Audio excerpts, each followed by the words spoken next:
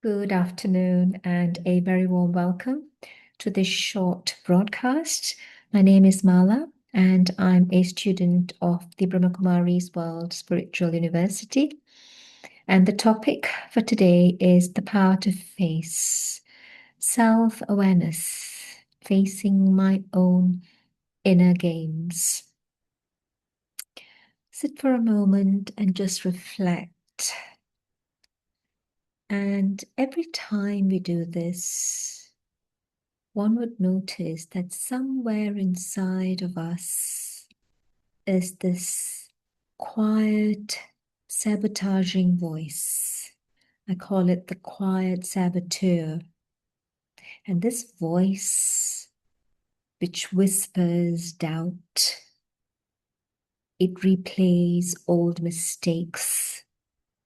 It tells us that we are not good enough, that something else, someone else is always better. And the grass is always greener on the other side. And this voice is not the voice of truth of who we are. It is simply a habitual thought, an old friend, a shadow that has visited us so often.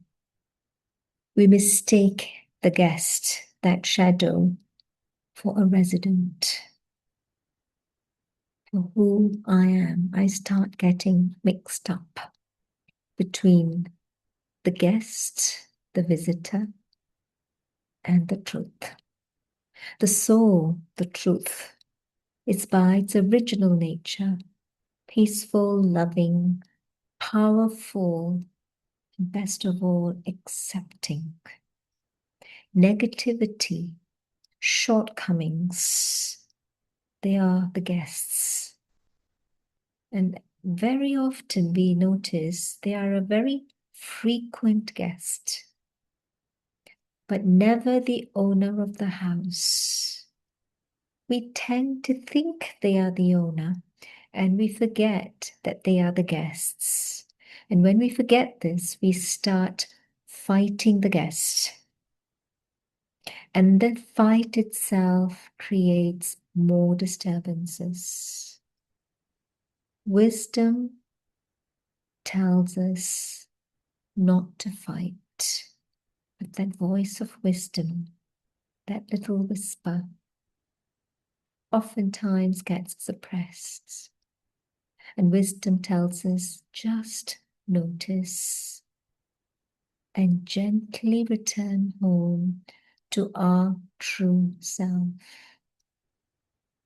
Don't pay heed or don't give the power of our attention to the guest for that moment when we feel the guest is taking over. Acceptance of these weak thoughts or these quiet saboteurs, as I call them, sabotaging. Accepting them is not defeat. Accepting a sabotaging thought means I'm saying, I see you.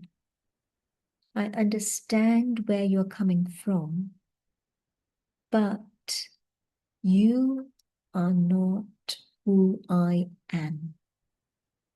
You do not make up my identity. You do not make up my truth or my reality. But I'm watching, and from that seat of that quiet witness, one will find those sabotaging thoughts losing their grip. What we resist persists. What we accept with love begins to dissolve. And a short story to illustrate. There was a man tending to his garden.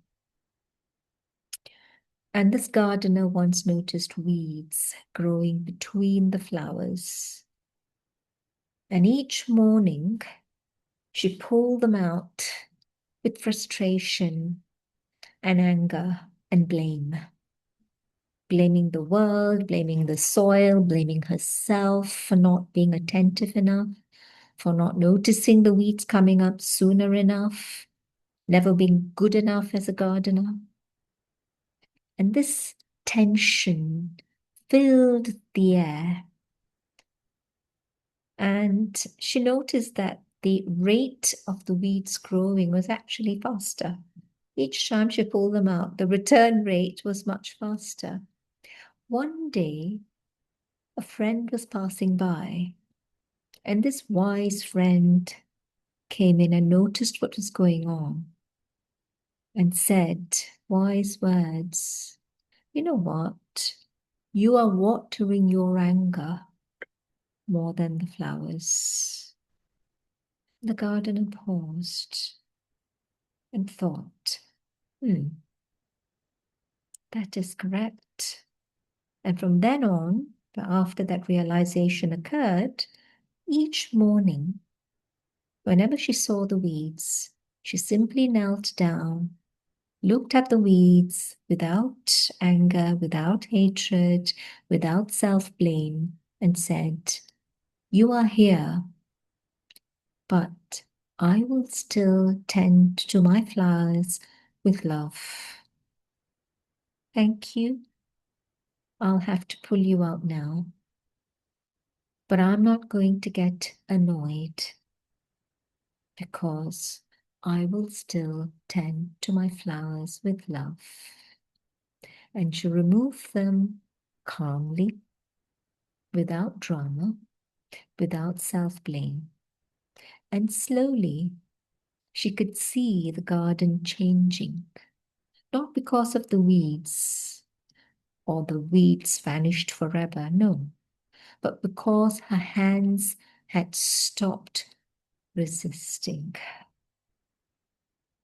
She just felt a sense of gratitude and acceptance for both the beauty of the flowers and the duty of the weeds. The flowers bloomed brighter because of this energy of acceptance and gratitude, because the energy was no longer divided between growth of the flowers and fighting the weeds. It's acceptance of both. And we are these gardeners. Our sabotaging thoughts are the weeds. They may return, and they will return again and again. But our task is never to have a weed-free mind. Our task is to shift our intention and tend to our inner garden with such a steady gaze, such a love for both, that the weeds no longer have the power to choke what is blooming in our garden.